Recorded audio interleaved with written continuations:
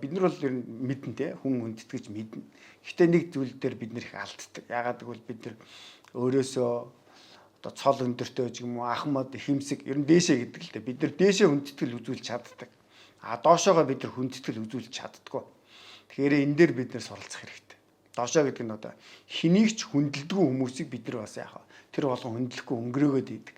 За тэгэхээр хүндлэл дээр бас яг хайр дээр ч гэсэн адилхан алагчлал үзэх тий алагчлан үзэх үзэл маш их ялгарч харагддаг.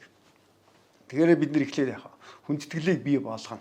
Энэ юу гэсэн үг вэ? Ерөөсөө л өөрийгөө болон бусдыг өөрийнхөө эргэн тойронд байгаа зүйлийг ямар ч алагчлах үзэлгүйгээр бид нар яах вэ?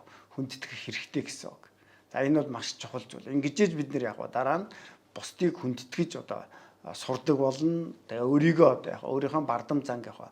Аль болох нэлээд доош нь дарнаа л гэсэн үг.